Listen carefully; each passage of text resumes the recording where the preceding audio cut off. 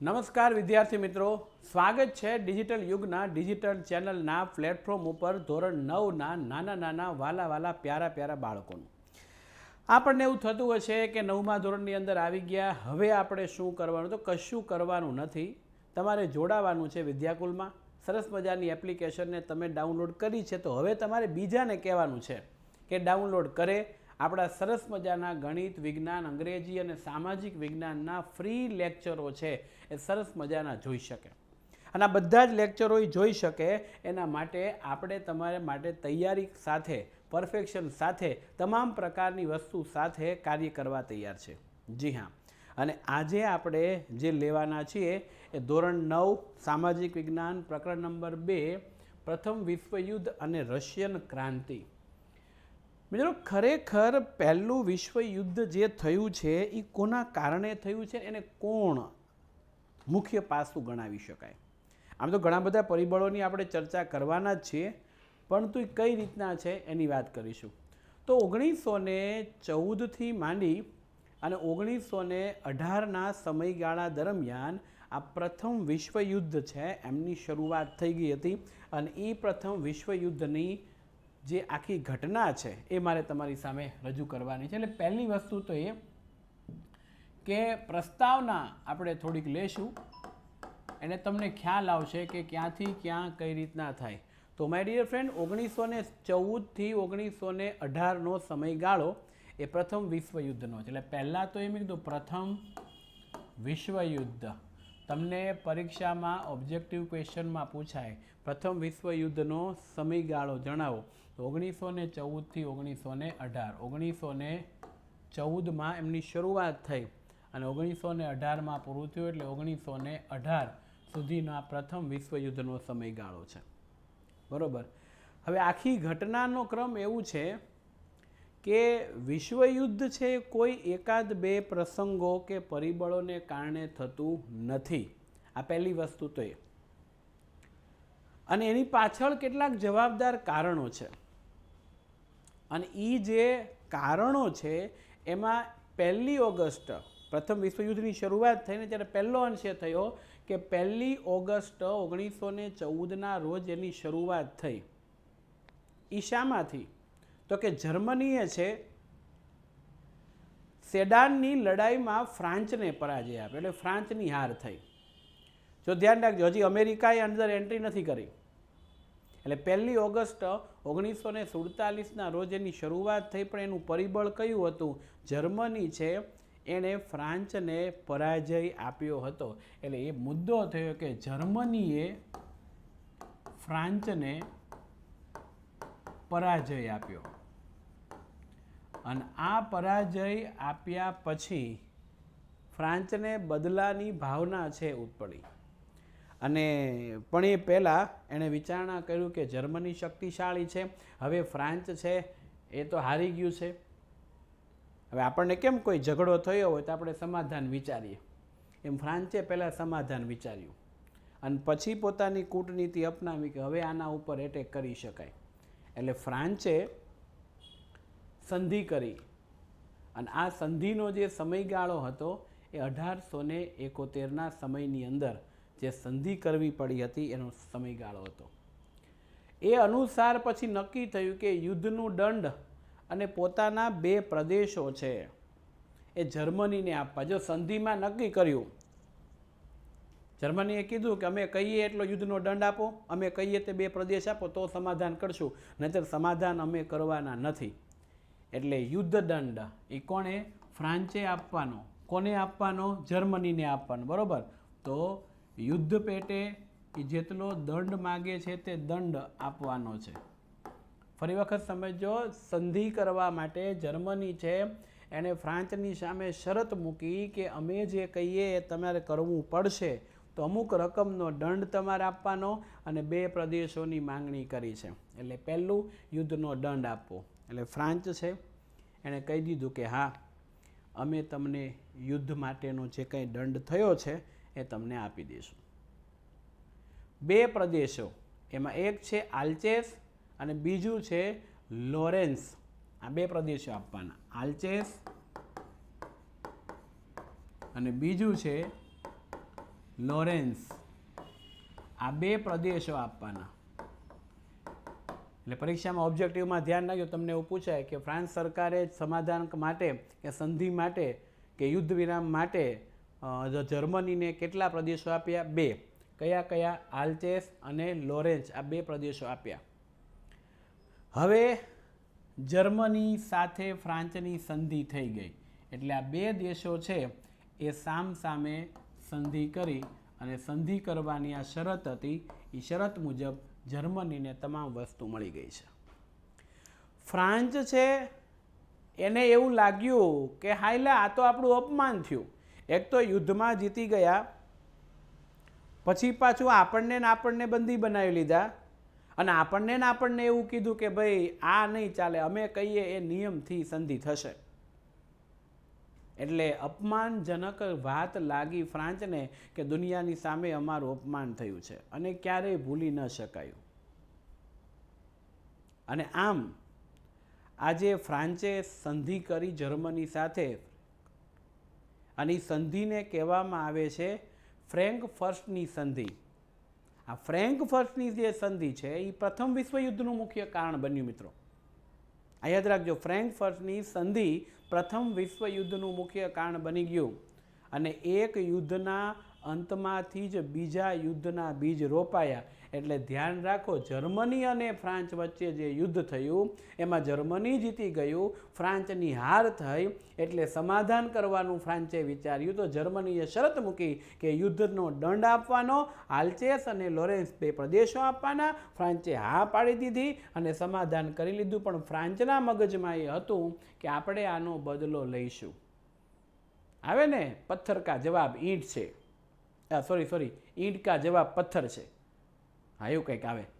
તો તમે વિચારી શકો આ બદલાની ભાવનાથી એક યુદ્ધ પૂરું થતાં, ધ્યાન રાખજો, એક જે 2 દેશો વચ્ચેનું યુદ્ધ હતું એ પૂરું થયું અને એ યુદ્ધમાંથી પ્રથમ વિશ્વયુદ્ધના બીજ રોપાણા. બરોબર, પહેલું વિશ્વયુદ્ધની શરૂઆત છે એ અહીંયાથી થઈ. હવે એના અસંખ્ય પ્રકારના પરિબળો છે, એ મારે તમારી સામે લાવવાના છે. એટલે પ્રશ્ન આપણો એ છે કે પ્રથમ વિશ્વયુદ્ધના પરિબળો જણાવો. બરોબર, તો આપણે ક્વેશ્ચન લખીશું અહીંયા કે પ્રથમ વિશ્વયુદ્ધના પરિબળો. જો આખો ક્વેશ્ચન છે 4 માર્ક્સની અંદર આપણને પૂછી શકાય, પણ બધા પરિબળો ઘણી વખત પૂછાતા નથી. એમાંથી આપણને એમ કહી દે કોઈ 4 પરિબળો કે 3 પરિબળો જણાવો, તો તમારે આવડતા હોય એવા તમે પરિબળોને જણાવી શકો. એમાં પહેલું છે એ છે આર્થિક પરિબળ. સામાન્યતઃ મિત્રો આર્થિક એટલે થાય નાણાકીય. યુદ્ધ કરવા માટે પૈસાની જરૂરિયાત પડે અને પૈસા વગર કાંઈ થાય નહીં, તો આર્થિક પરિબળ થયું. હવે એમાં મગજમાં રાખજો, જર્મની અને ફ્રાન્સ 2 હતા, એમાંથી આ વિશ્વયુદ્ધની શરૂઆત થઈ. હવે ત્રીજા દેશ તરીકે ઇંગ્લેન્ડ છે એ જોડાયું અને એ વખતે ભારત સરકાર હતી જ નહીં. ભારત ગુલામ દેશ હતો અંગ્રેજોનો. ઓકે, તો ઇંગ્લેન્ડ છે એણે એશિયા ખંડ અને આફ્રિકા ખંડમાં પોતાનું સામ્રાજ્ય જમાવ્યું. મિત્રો એ વખતે ઇંગ્લેન્ડ કોઈ પણ દેશોને જ્યારે પોતાનું બંદી બનાવે કે એને જીતી લે તો એને ગુલામ બનાવતું. અને અમેરિકાની એક ખાસિયત હતી, આજે પણ છે, એ કોઈ પણ દેશને જીતે તો એ દેશને લોકશાહી બનાવે અને લોકશાહી ઢબે શાસન કરવાનું વિચારે. પણ અંગ્રેજ સરકાર, ઇંગ્લેન્ડ છે એ આવું વિચારતું હતું નહીં. એટલે સંસ્થાનવેદ થયું. સંસ્થાનવાદનો મિનિંગ થાય પોતાની સંસ્થા કે પોતાના દેશ કે પોતાનો રાષ્ટ્રનો વિકાસ કરવો તે, અને એ બીજાના ઉપર ગુલામી કરે, બીજા છે એને ગુલામ બનાવે, બીજાના ઉપર થઈ કરવેરા લે. તમે જુઓ, અંગ્રેજો ભારતમાંથી બધું જ લઈ ગયા. સોને કી ચિડિયા કહેવાતો દેશ એ કંગાલ દેશ થઈ ગયો. આની પાછળનું રીઝન અંગ્રેજ સરકાર હતી. ભલે અંગ્રેજો આવ્યા એના કેટલાક પોઝિટિવ પાસાઓ છે, પણ આપણા માટે તો એ વખતની પરિસ્થિતિને જોતાં ખૂબ ગુલામ બનાવ્યો.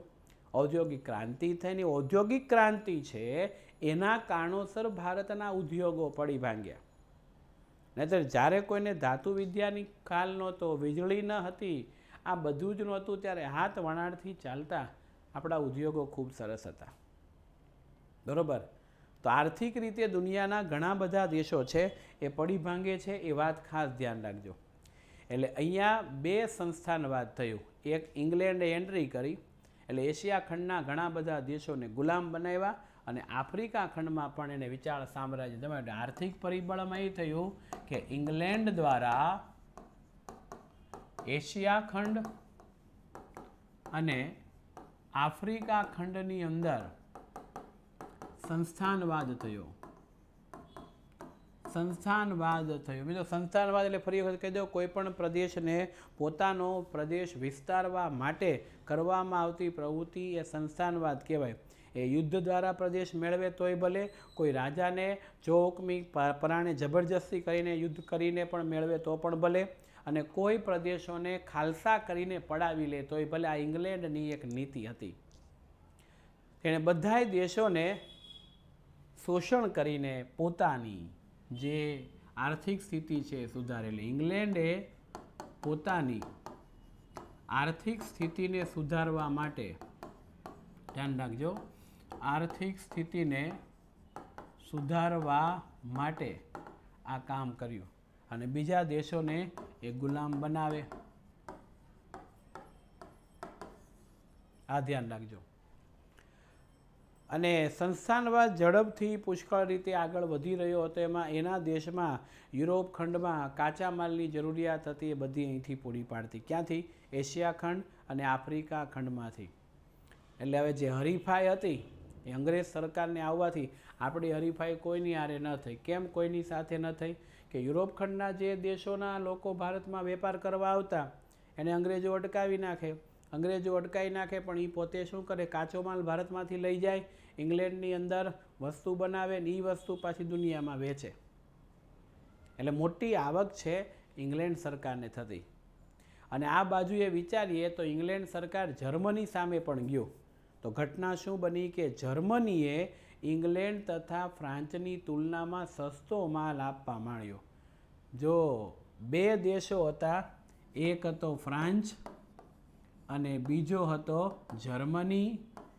વળી પાછી વેપારમાં ઇંગ્લેન્ડ દ્વારા એન્ટ્રી થઈ. તો ઘટના એ બની કે ઇંગ્લેન્ડ સરકારની પહોંચી વળવા માટે થઈ ફ્રાન્સ અને જર્મનીએ વિચારણા કર્યું કે આપણે સસ્તો માલ આપવો પડશે. એટલે જર્મનીએ ઇંગ્લેન્ડ અને ફ્રાન્સ કરતાં સસ્તો માલ આપ્યો. આ જર્મનીએ જો બંને દેશો કરતાં, આ બંને કરતાં સસ્તી કિંમતે વસ્તુ આપી. સસ્તી કિંમતે વસ્તુઓ એને આપવામાં આવી અને એનું વેચાણ કરવામાં આવ્યું. આનાથી ઘટના શું બની કે યુરોપ ખંડ સાથે જે ફ્રાન્સના બજારો હતા, ઇંગ્લેન્ડના બજારો હતા ને, એ તૂટવા મળ્યા. અને પરિણામે એક બાજુએ જર્મની અને બીજી બાજુએ ઇંગ્લેન્ડ વચ્ચે તીવ્ર સ્પર્ધા થઈ. વળી પાછું જો ફ્રાન્સ નીકળી ગયું તો સ્પર્ધા કોની વચ્ચે થઈ? જર્મની ને ઇંગ્લેન્ડ. એટલે જર્મની અને ઇંગ્લેન્ડ આ બે વચ્ચે સ્પર્ધા થઈ. શેની સ્પર્ધા ખબર? વસ્તુનું વેચાણ કરવાનો, નફો કમાવાની સ્પર્ધા થઈ કે અમે વધારે વેચાણ કરી અને વધારે નફો કમાઈ લઈશું. પછી લશ્કરવાદ. મિત્રો એકલા એકલા ક્યાંય બાંધી ન શકે. તો આપણે કોકને કહી કે તમે હોય એટલા વહી આવજો, બાજ્યા હોત નથી કહેતા, પણ હોય એટલા વહી આવજો કહેવાય ક્યારે? આપણી પાસે સૈન્ય દળ હોવું જોઈએ ને. આપણે એકલા હોય ને સામે હોય એટલા વહી આવે હેરાન થઈ જાય.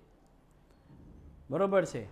રાજા રાવણને જીતવા માટે રામને તો સૈન્યની તો જરૂરિયાત તો પડી હતી. સેતુબંધ બાંધ્યો ને પહેલી બાજુ પહોંચ્યા ત્યારે મેળ પડ્યો. એમ અહીંયા અમેરિકા હોય તોય ભલે, ફ્રાન્સ હોય તોય ભલે, ઇંગ્લેન્ડ હોય તોય ભલે, જર્મની હોય તોય ભલે, જાપાનની એન્ટ્રી થશે. હવે કોઈ પણ દેશ હોય, બધાએ પોતાના લશ્કર દળને વધારવાનો પ્રયત્ન કર્યો કે આપણે આપણું સૈન્ય દળ વધારીએ એટલે દુનિયામાં કોઈ આપણું નામ ન લે. આમે તાકાતવર માણસ હોય ને એનું કોઈ નામ ન લે, કારણ ખબર હોય કે આ આપણને મારશે. એટલે લશ્કરવાદનો મિનિંગ શું થાય કે તમામે તમામ દેશો છે એ પોતાના સૈન્ય દળમાં વધારો કરે છે. એને કહેવાય લશ્કરવાદ.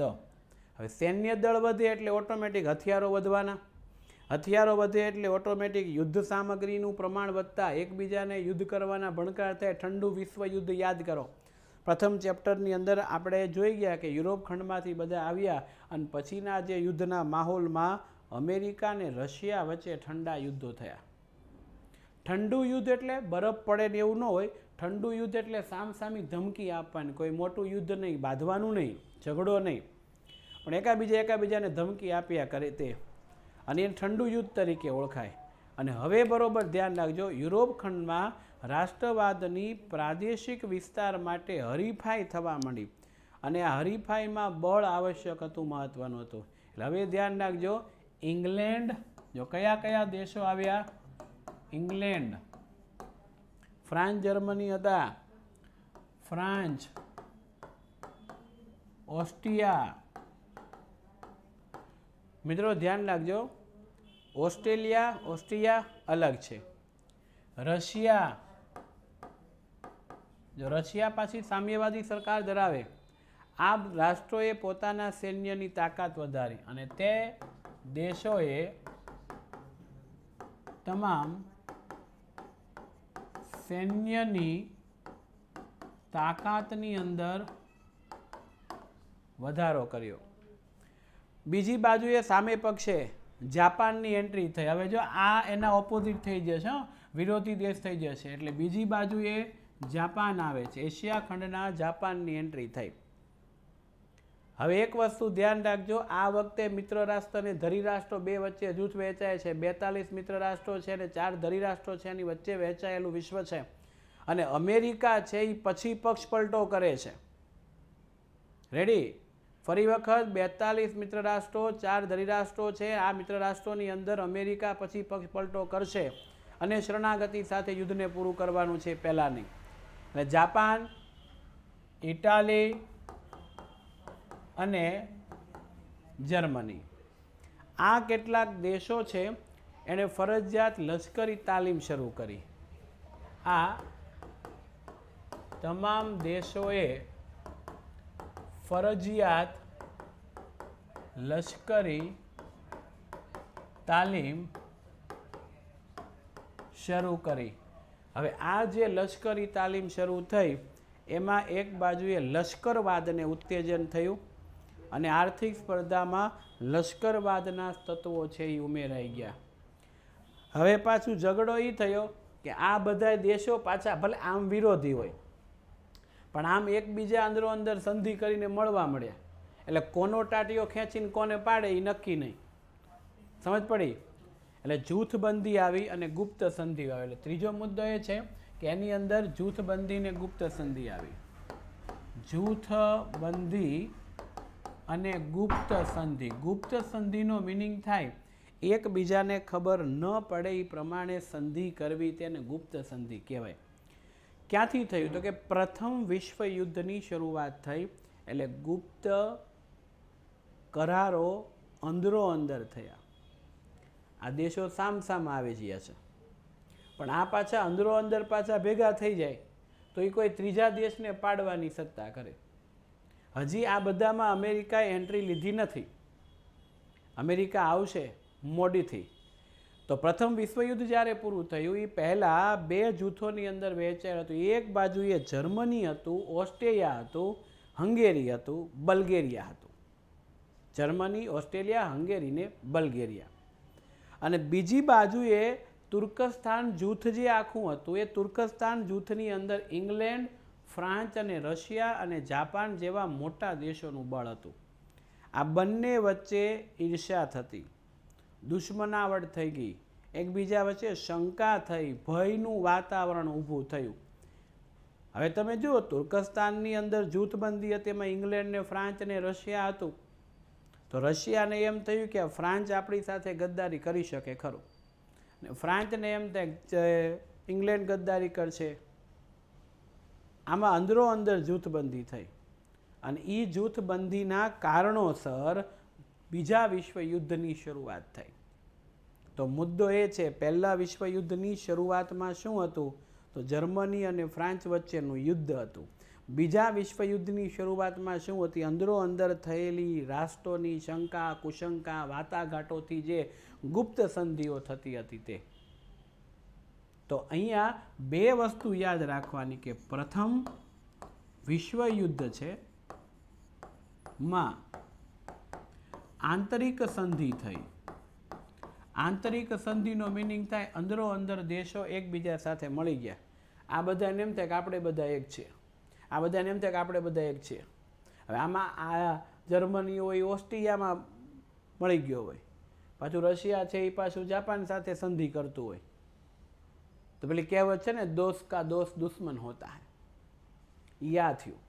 એટલે યુદ્ધની અંદર જે આંતરિક સંધિઓ થઈ એ આંતરિક સંધિના કારણોસર અંદરો અંદર કયો દેશ કોની સાથે લડે છે એ નક્કી કરવું પણ કેટલીક વખત મુશ્કેલ થયું.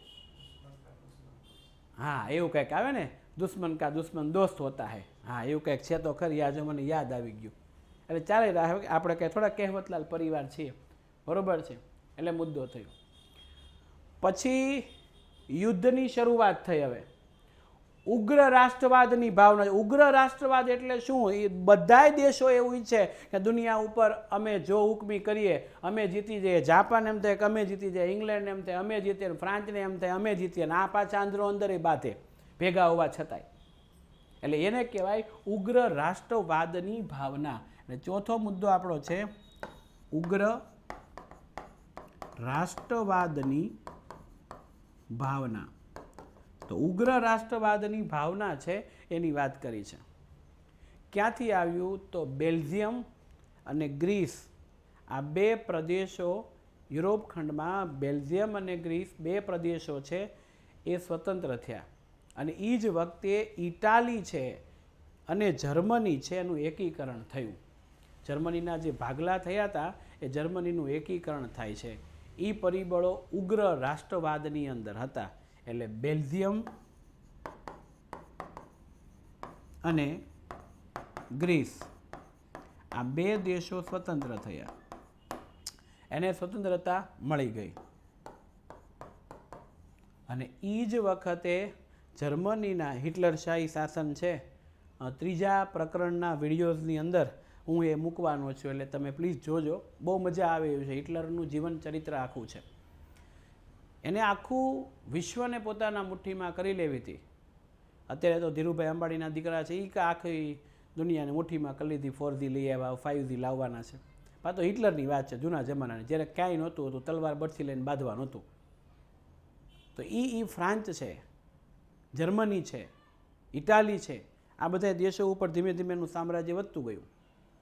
અને પછી જર્મનીના જે ભાગલા પડ્યા ને એકીકરણ થયું એ ઉગ્રતાવાદી થયું. કેમ? એક તો ભાગલા પાડ્યા ત્યારે નુકસાની ગઈ, પાછું એકીકરણ થયું ત્યારે નુકસાની. આ બધામાં પ્રજાનો ભોગ લેવાનો. તમે જુઓ, ભારત પાકિસ્તાનના ભાગલા પડ્યા તોય પ્રજાનો ભોગ લેવાનો. એકીકરણ થયા પછી ધાર્મિક સંપ્રદાયના નામે ઝઘડાઓ શરૂ થયા, તોય ભોગ કોનો લેવાનો? પ્રજાનો જ ભોગ લેવાનો. તો આ બધી પરિસ્થિતિમાં આર્થિક રીતે જોજો, આર્થિક ખેંચતાણ, બરોબર છે, યસ, ઈર્ષ્યાઓ, શંકાઓ, આ બધું છે એની અંદર જોવા મળ્યું. અને આક્રમક રીતે દેશભક્ત થયું. જર્મનીની જેમ અન્ય રાષ્ટ્રો પણ યુદ્ધની ભાવના તરફ ફેલાતા ગયા. જર્મનીને જેમ થયું એમ અન્ય રાષ્ટ્ર, જર્મનીની જેમ અન્ય રાષ્ટ્ર પણ યુદ્ધની અંદર ઝંપલાવતા ગયા.